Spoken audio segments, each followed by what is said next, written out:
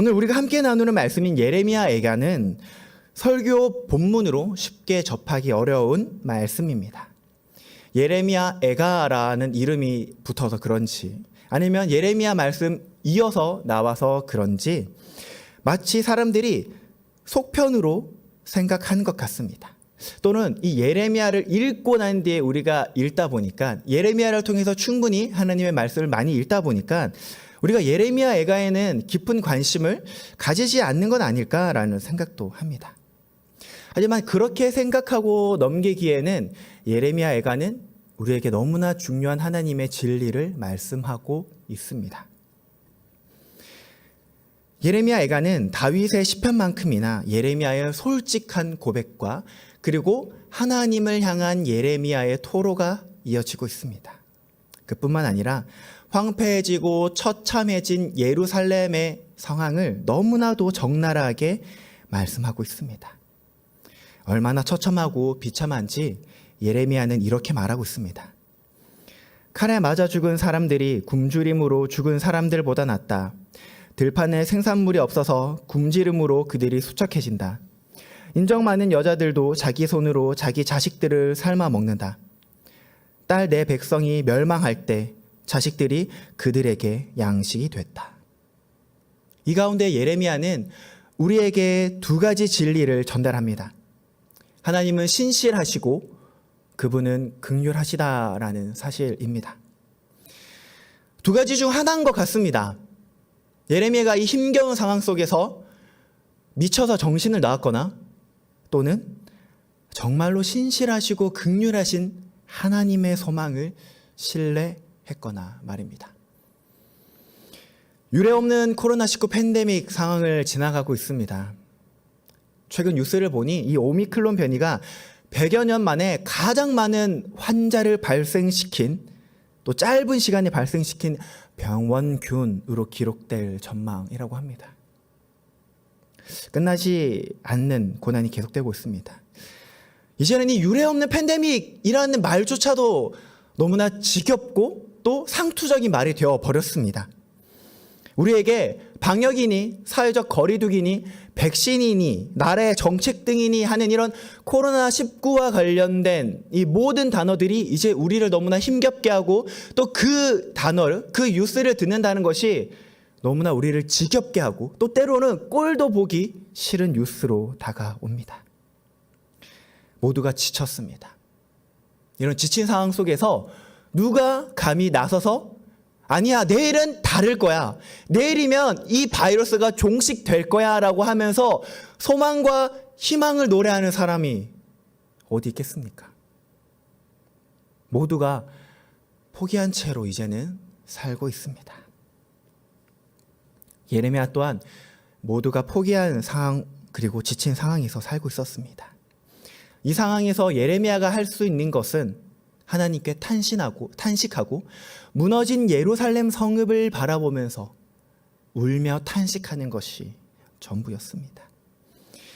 희망 없는 내일을 기다리면서 오늘 하루를 근근히 살아갈 바에 차라리 그때 바벨론 사람들이 예루살렘을 침략해 왔을 때 그들 손에 죽는 것이 더 나을 듯 했다라는 그런 고백을 하고 있습니다.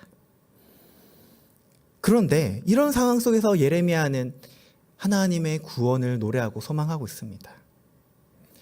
분명한 것은 우리가 처한 이 상황보다 우리가 지금 느끼고 있는 고난과 고통보다 예레미야가 느꼈던 그 고난과 아픔, 그 이 애통함이 더 심각했다라는 것입니다. 그럼에도 예레미야는 어떻게 소망의 노래를 하고 어떻게 하나님의 구원을 선포할 수 있을까요? 어떻게 하면 우리도 이 끝나지 않은 이 팬데믹 상황 속에서 소망을 노래하고 하나님의 구원을 기다릴 수 있는지 우리에게 전하고 있습니다. 하나님을 찾고 기다리는 사람에게 하나님은 선하신 분입니다. 그렇게 우리는 하나님을 조용히 기다려야 합니다. 예레미야는 우리가 하나님의 구원을 기다려야 하는 이유가 우리 하나님은 선하신 분이다 라고 이야기하고 있습니다. 그렇습니다. 우리가 하나님을 찾고 하나님을 기다릴 때 하나님은 외면하지 않으십니다. 그분의 구원을 간절히 기다리고 그분의 구원을 간절히 찾는 모든 자들에게 하나님은 응답하십니다. 근데 왜 우리는 이런 상황 속에 있을까요? 우리는 어떻게 하나님의 구원을 기다려야 될까요? 그리고 왜 우리에게 정말로 하나님의 구원이 필요할까요? 예레미야는 우리의 상황을 이렇게 표현합니다. 18절 말씀입니다. 우리 함께 읽도록 하겠습니다. 그래서 내가 말했다. 내 인내와 소망이 여호와로부터 사라져 버렸다. 예레미야는 인내와 소망이 사라진 사람에게 구원이 필요하다라고 말하고 있습니다. 그렇다면 우리가 이 잃어버린 인내와 우리가 잃어버린 이 소망은 과연 어떤 것일까요? 우리가 잃어버린 이 인내와 우리가 잃어버린 소망은 하나님으로부터 나옵니다. 예레미야는 우리가 가져야 될 인내와 이 소망이 있는데 그 출처가 어디냐? 우리 하나님으로부터 찾고 있습니다.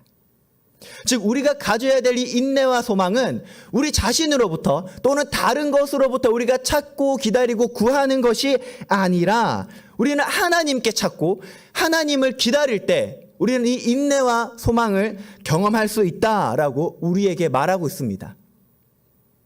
그런데 우리의 이 인내와 소망이 사라졌다고 이야기를 하고 있죠. 왜 사라졌을까요? 이 인내와 소망이 사라진 이유는 확실합니다. 이스라엘의 죄 때문입니다. 하나님께서는 예레미야 2장 13절을 통해서 이렇게 말씀하고 계십니다. 내 백성이 두 가지 악을 저질렀다.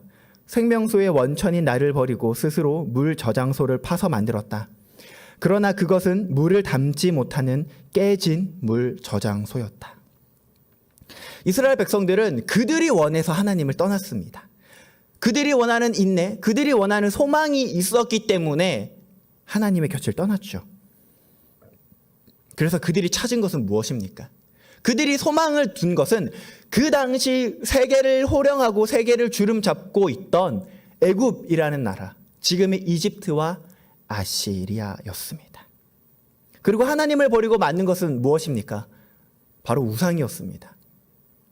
이스라엘 백성들은 우리가 이집트를 신뢰한다면, 우리가 아시리아와 좋은 정치적인 관계를 유지한다면은 그들이 가지고 있는 국방력과 그들이 가지고 있는 정치 외교 능력을 활용해서 우리가 이 능력, 이 고난에서 벗어날 수 있을 거야라고 생각하고 있었습니다. 그들이 가지고 있는 소망을 열심히 담아서 우상 조각을 만들고 그 우상을 숭배하고 예배했습니다. 그렇게 이스라엘 백성들이 간절히 구하던 그때의 나라들, 그때 우상들 지금 어디에 있습니까? 흙 속에 파묻혀 있거나 혹은 터로 남아있을 뿐입니다. 그들이 신뢰하고 그들이 숭배하던 우상들은 깨지고 부서진 채로 어딘가에 파묻혀 있을 뿐입니다. 이렇게 스스로도 지키지 못하는 이 존재들, 영원하지도 못하는 이 존재들을 어떻게 신뢰하고 어떻게 소망할 수 있겠습니까? 언젠가 흙 속에 파묻힐 그런 존재들을 언젠가는 역사의 한 페이지로 남겨질 역사책에서 찾을 수 있는 그런 존재들을 우리가 어떻게 신뢰하고 우리가 어떻게 찾을 수 있겠습니까? 하지만 이스라엘 백성들은 그들을 찾고 그들을 신뢰하며 하나님께서 주시는 인내와 하나님께서 주시는 소망을 잃었습니다. 이렇게 인내와 소망이 없는 사람은 어떻게 살까요? 하나님께서는 고난과 방황, 비통과 쓰라림에 살아가게 된다라고 말씀하고 계십니다. 하나님의 인내가 없는 사람은 고난과 비통에, 하나님의 소망이 없는 사람은 방황과 쓰라림에 살아가게 되는 거죠. 이 고난과 비통이 한 묶음이고 방황과 쓰라림이 한 묶음이 되는 거죠. 왜 하나님의 인내가 없는 사람은 고난과 비통에 살아가게 될까요? 우리가 이를 알아보기 위해서는 먼저 이 인내가 무엇인지 알 필요가 있습니다. 하나님의 인내란 다른 말로 바꾸면은 오래 참으심입니다. 그렇다면 하나님께서는 왜 우리를 이토록 오래 참으시고 오래 인내하고 계실까요? 그 이유는 우리가 바로 하나님의 사랑이 필요한 존재이기 때문입니다. 자녀에게는 부모의 사랑과 부모의 인내가 필요합니다. 부모는 사랑으로 오랫동안 자녀를 참고 오랫동안 기다리고 또 지켜줍니다. 부모가 사랑으로 자녀를 이렇게 돌볼 때, 사랑으로 참아줄 때, 기다려줄 때, 이 둘 사이에는 애착이라는 것이 형성됩니다. 그래서 자녀는 나의 엄마, 나의 아빠는 내가 고난 중에 있을 때, 내가 두려움 중에 있을 때, 내가 어느 상황 속에 있을지라도 항상 나를 지켜주시는 분이야. 나를 기다려주시는 분이야 라고 생각을 합니다. 이 아이는 고난과 두려움을 극복할 수 있는 능력이 아무것도 없습니다. 하지만 이것을 이길 수 있는 힘은 부모님의 사랑, 끝까지 기다려주시고 참아주시고 격려하시는 그 사랑이 있기 때문에 이 아이는 고난과 어두움 속에 이겨낼 수 있는 것입니다. 하지만 만약 이런 부모님의 사랑이 없다면, 부모님의 오래 참으심이 없는 아이는 어떻게 자랄까요? 이 자녀는 두려움에, 고난에, 어려움에 봉착하게 되면은 그냥 울 수밖에 없습니다. 자녀는 극복할 수 있는 힘이 없습니다. 왜냐? 부모님의 사랑이 없기 때문에, 자신이 경험한 부모님의 인내가 없기 때문에, 그걸 양분으로 삼아 성장하지 못했기 때문에 이 아이는 고난 속에서 울 수밖에 없습니다. 우리도 마찬가지입니다. 하나님을 떠난 우리가, 하나님의 인내에서 벗어난 우리가 고난 속에서 무엇을 할 수 있을까요? 그 누구도 자신의 고난을 건져줄 수 없다는 사실에 가슴을 치며 슬퍼하며 우는 것이 전부입니다. 인내하시는 하나님은 우리를 사랑으로 기다리십니다. 그렇다면 이 하나님의 소망은 무엇일까요? 이것은 하나님께서 우리를 환영하시고 또 반겨주시고, 그뿐만 아니라 더 나아가서 무엇보다 우리를 자신의 품에 꼭 안아주시는 이 사랑을 소망이라고 할 수 있습니다. 부모님 품에 이렇게 꼭 안겨 있는 아이 보신 적 다들 있으시죠? 이 부모님 품에 이렇게 꼭 안겨 있는 아이들은 다른 것을 굳이 하려고 하지 않습니다. 부모님께 자신의 모든 것들을 다 맡기죠.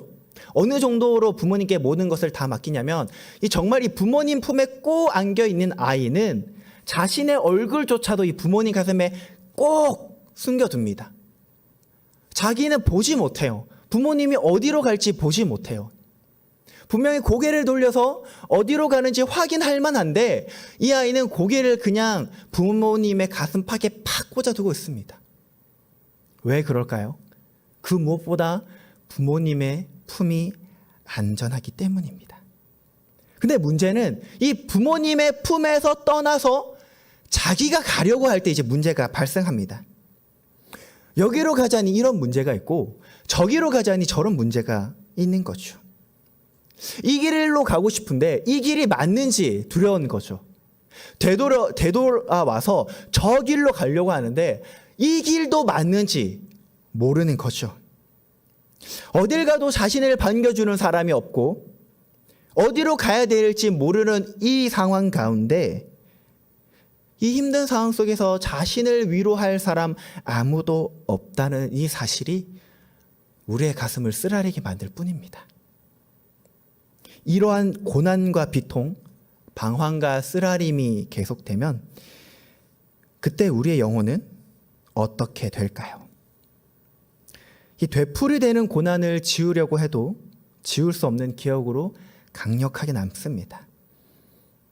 우리의 머리에 강력하게 남겨진 이 기억은 그냥 단순히 예전 일로 남는 것이 아닙니다.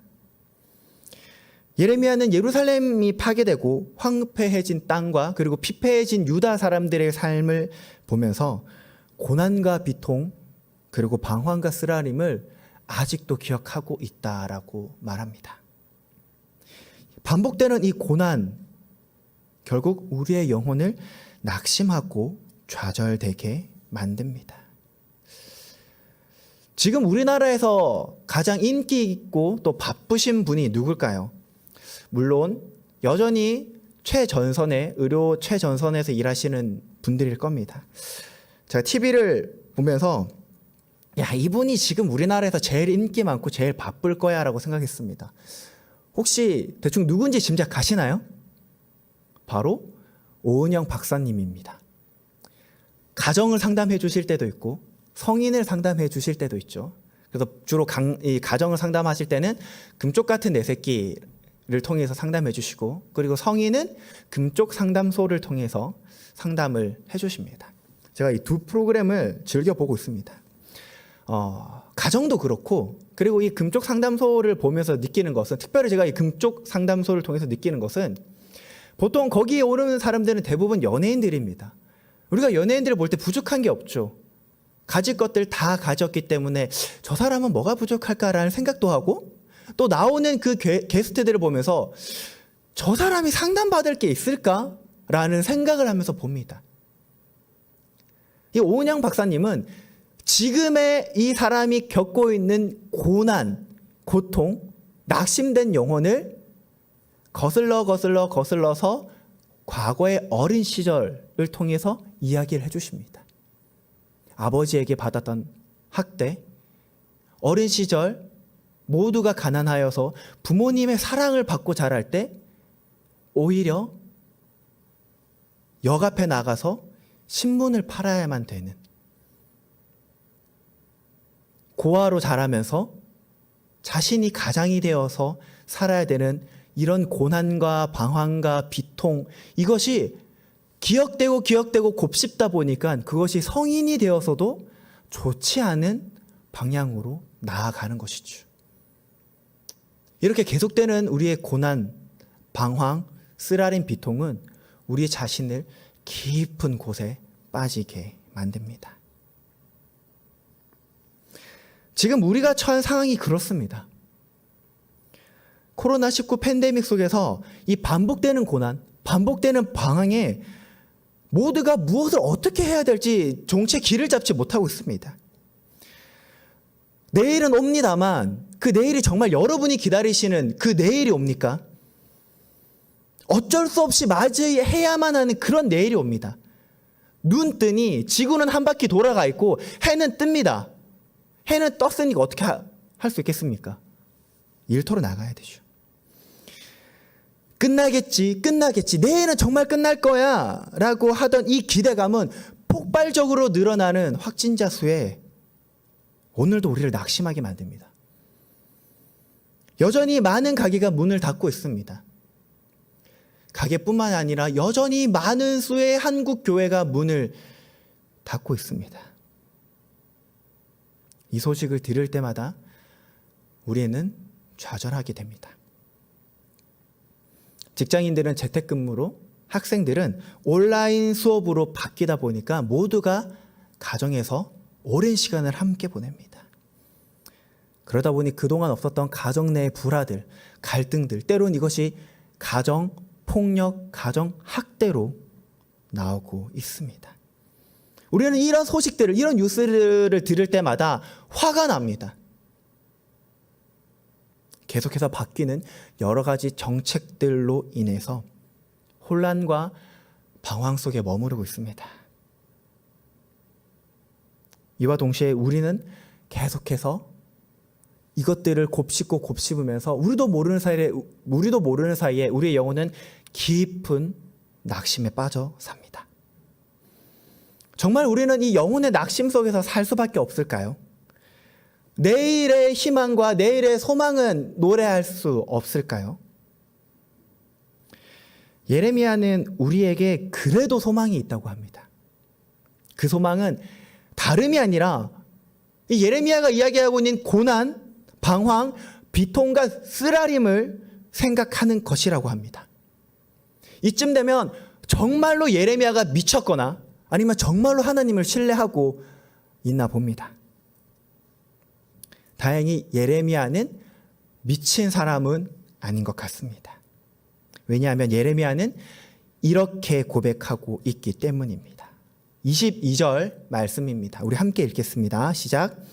여호와의 인애하심이 끝이 없는 것은 그분의 긍휼하심이 끝이 없기 때문입니다. 아멘.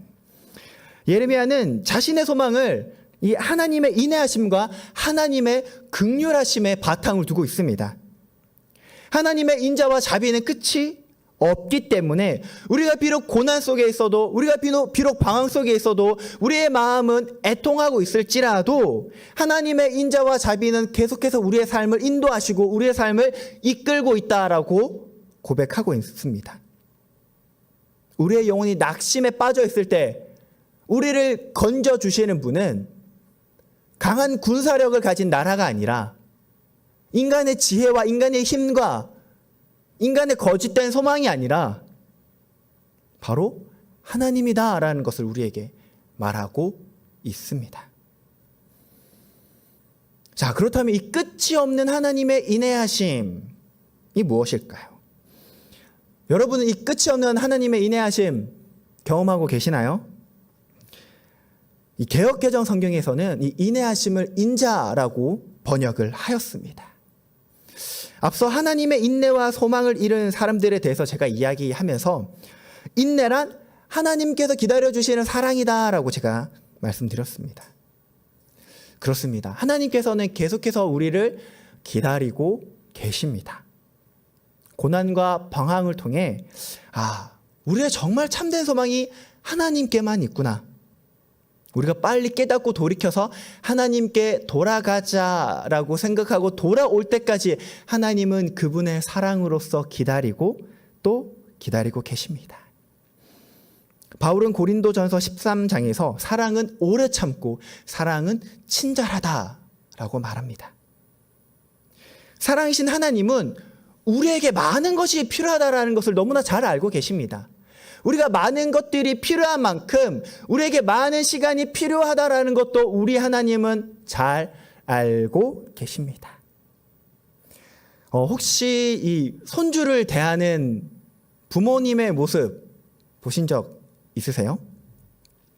이 손주를 보면은 이 손주가 너무 예쁘고 너무 귀여워서 이 할아버지 할머니들이 이 손주를 막 어떻게 하질 못하죠. 막 품에 안고 뭐 물고 빨고 뭐 다 해줍니다. 이 손주에게 한없는 인자와 사랑을 보여주시는 부모님의 모습을 보면서 저는 종종 이런 생각을 합니다. 나한테는 잘해주시지. 실수를 해도 웃으시고 잘하면 잘했다고 칭찬해 주시고 우리 손주가 천재는 아닌가라는, 누가 봐도 천재는 아닌 것 같은데 그런 칭찬도 해 주십니다. 물론 저는 아직 자녀가 없기 때문에 이런 모습을 이제 조카가 태어났을 때 어머니의 모습을 통해서 보았습니다. 아만 봐도 이해가 되지 않는 어머니의 모습이었습니다. 그래서 제가 한번 어머니께 여쭤봤습니다. 왜 그렇게 하세요? 어머니가 저를 가지고 제가 태어났을 때 저희 할머니, 할아버지, 외할머니, 외할아버지의 모습을 보면서 이해가 안 갔다고 합니다. 뭐 그게 그렇게 예쁘다고 그렇게 해 주실까? 근데 본인께서 할아버지, 할머니가 되어 있다 보니 이제 알겠다라는 겁니다. 손주는 연약하고 손주는 부족하고 손주는 한없이 사랑이 필요하다는 존재인 거랍니다. 그래서 참고 기다려줄 수 있다는 겁니다. 연약하고 부족하고 사랑이 필요한 이 존재를 오늘도 격려하고 오늘도 참아주고 오늘도 칭찬해 줄 수 있다는 겁니다. 하나님의 인애하심, 하나님의 인자가 이런 사랑이 아닐까요?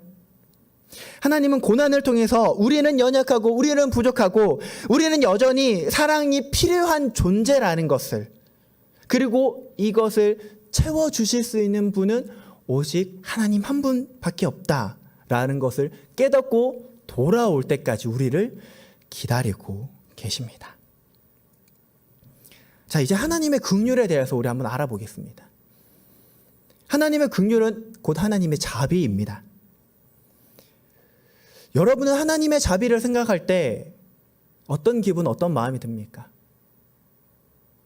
마치 우리 복음 성가처럼 주의 자비 때문에 기쁘게 찬양하고 기쁘게 뛸 수 있으십니까? 하나님의 자비가 우리의 감사, 우리의 기쁨이 되는 이유는 그것이 곧 우리의 소망이 되기 때문입니다. 어떻게 이 하나님의 자비가 하나님의 소망으로 이어질 수 있을까요? 앞서 하나님의 소망이란 하나님께서 우리를 환영하시고 우리를 반겨주시고 그 이상으로 우리를 하나님 품에 꼭 안아주시는 사랑이라고 말씀드렸습니다. 하나님께서는 언제나 우리를 환영하시고 또 품어주신다는 사실은 언제나 우리가 돌아갈 곳이 있다는 사실로 이어집니다. 만약 하나님께서 우리를 품어주지 않으신다면 우리는 누구 품에 안겨야 될까요? 하나님께서 우리를 환영해 주지 않으신다면 우리는 누구에게, 우리는 무엇에게 달려가야 될까요? 오갈 데 없이 방황하는 사람에게 가장 좋은 곳, 가장 필요한 곳은 어딜까요? 자신이 안전하게 머무를 수 있는, 자신을 환영하고 품어주는 품이 될 것입니다. 혹시 우리는 하나님 품에 머무른다라고 생각하면서 고개를 돌려 다른 것을 보고 있던 것은 아닐까요? 하나님 품에 안겨서 고개조차도 하나님 가슴에 팍 묻힌 채로 하나님의 가는 곳을 신뢰하고 기뻐하고 따라가야 되는데 혹 그것이 아니라 내가 보고 싶은 것, 내가 가지고 싶은 것, 내가 만지고 싶은 것들, 그것들을 위해서 고개를 돌려서 하나님의 품과 하나님의 얼굴이 아닌 다른 것들을 우리가 바라보고 있었던 것은 아닐까요? 하나님께서는 이스라엘 백성들을 심판하실 때 아무런 이유도 없이 그냥 화가 나서 심판하지 않으셨습니다. 하나님께서는 이 모든 고난과 이 모든 힘든 역경을 통해서 하나님께만 구원이 있다라는 사실을 이스라엘 백성들이 깨닫기를 원하셨습니다. 그리고 그것은 지금 이 상황, 어려운 상황을 보내고 있는 우리에게도 동일하게 적용됩니다. 하나님께서는 이 상황을 통해서 우리에게 분명하게 말씀하고 계십니다. 이 덴마크 철학자 키에르케고르는 공포와 전율이라는 책에서 다음과 같이 쉽고 인상적인 이야기를 우리에게 해주고 있습니다. 어린애의 젖을 떼야만 할 때 어머니는 자신의 가슴을 검게 물들인다. 어린애에게 젖을 먹여서는 안 될 때 어린애가 가슴에다 미련을 갖게 하는 것은 잔인한 것이다. 가슴을 검게 물들여 놓으면 어린애는 그 가슴이 달라졌다고 믿는다. 그러나 어머니는 여전히 어머니고 어머니의 눈길은 여전히 인자하고 부드럽다. 하나님은 우리가 돌이켜서 하나님 품에 안기고 하나님을 바라보기를 원하십니다. 하나님의 소망을 노래하고 하나님의 구원을 경험하고 그것을 누리기를 원하십니다. 예레미야가 절망과 좌절 속에 있었지만은 그럼에도 불구하고 하나님의 소망, 하나님의 구원을 노래할 수 있었던 이유는 하나님의 인애하심과 하나님의 긍휼하심이 끝이 없었기 때문입니다. 다른 이유가 아니었습니다. 예레미야는 이 확실한 이 진리를 분명히 알고 있는 사람이었습니다. 소망과 구원은 다른 이가 아닌 오직 하나님께만 있다. 하나님을 찾아야 한다. 하나님을 기다려야 한다. 하나님께서는 그분을 기다리고 그분을 찾는 모든 사람들에게 구원을 베푸신다. 그렇습니다. 우리는 하나님을 기다리고 하나님을 찾아야 합니다. 우리에게 무엇보다 필요한 것은 우리의 구원의 소망이 되시는 하나님입니다. 우리는 어떻게 하나님을 찾고 하나님을 기다릴 수 있을까요? 우리는 무엇을 통해 구원의 소망을 노래할 수 있을까요? 우리에게 다른 것은 없습니다. 하나님께서 우리에게 주신 다른 것은 없습니다. 우리가 가지고 있는 것은 딱 한 가지 있습니다. 그것은 바로 예수 그리스도의 십자가입니다. 십자가가 무엇입니까? 다함이 없는 하나님의 인애하심, 다함이 없는 하나님의 긍휼하심을 나타내는 상징입니다. 하나님은 이 십자가를 통해서 자신의 인자와 자신의 자비를 모든 사람들에게 선포하셨습니다. 죄인된 우리에게, 소망이 없는 우리에게, 고난과 좌절 속에서 방황하는 인생을 살고 있는 우리에게 하나님께서는 십자가를 통해서 하나님의 자비와 하나님의 긍휼과 하나님의 소망을 우리에게 보여주고 계십니다. 주님께서는 모두가 볼 수 있는 이 언덕 위에서 높은 십자가에 매달렸습니다. 이는 우리에게 두 가지를 알려주고 있습니다. 첫 번째는 십자가는 소망이 없는 형벌의 도구입니다. 그냥 형벌도 아니죠. 잘 아시다시피 이 십자가는 사형을 집행하는 사형 도구입니다. 여러분, 죽는 사람에게 무슨 소망이 있겠습니까? 그에게 무슨 기쁨과 그에게 무슨 평안이 있겠습니까? 죽을 날을 두려움에 떨며 기다리며 지난 날을 후회하고 있겠죠. 정말 심각한 죄, 정말 사람들이 표현하기로는 죽어도 마땅한 죄를 짓는 사람들이 있습니다. 근데 그 사람들이 재판을 받을 때 노력하는 것이 한 가지 있다고 합니다. 그것이 무엇이냐면은 어떻게든 사형 선고를 받지 않고 무기징역을 받으려고 한다고 합니다. 왜 그러냐면은 사형 선고를 받는 순간 이 사람은 어떻게든 감형을 할 수 없다고 합니다. 그런데 무기징역을 받으면 이 사람이 모범수로 살면은 어떻게든 형벌을 줄여서, 형량을 줄여서 자신의 마지막은 세상에 나와서 살 수 있다고 합니다.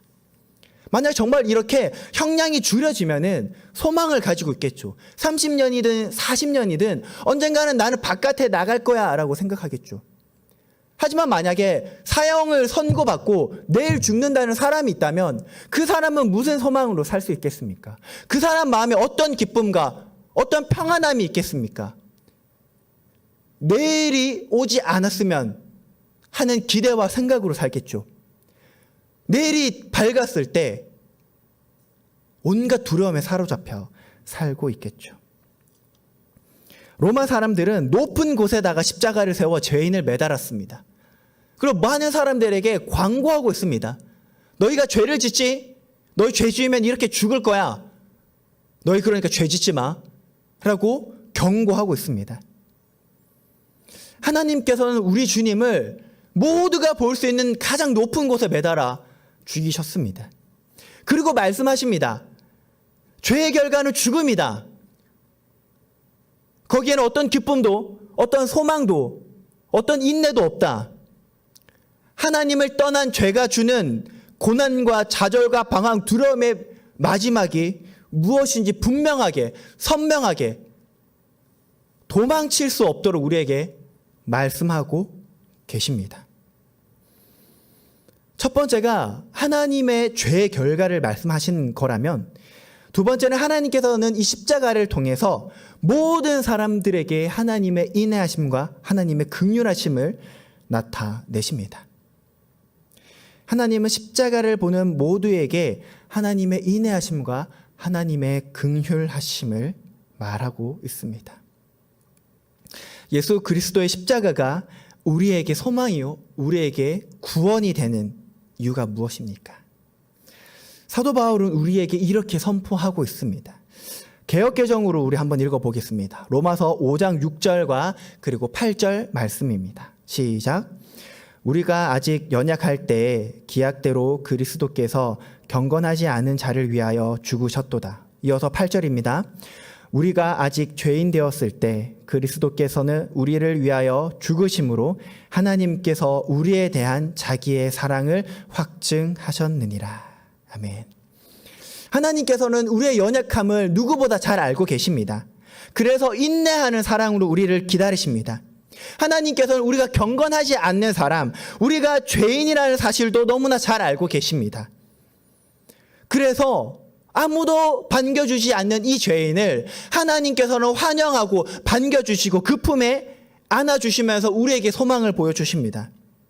더 중요한 것은 이것을 십자가를 통해서 우리에 대한 하나님의 사랑으로 확증하시고 입증하고 계시다라는 사실입니다. 우리의 말로는 확증하셨다라는 이 과거형으로 표현하고 있습니다. 그래서 많은 사람들이 이렇게 생각할 수 있습니다. 예수님께서 십자가에 달린 그 사건 그 한 번만으로 하나님께서 확증하셨구나라고 말입니다. 그런데 이것은 조금 잘못된 번역입니다. 헬라어 성경을 찾아보면은 현재 능동형 시제를 사용하고 있습니다. 이 말은 무엇이냐?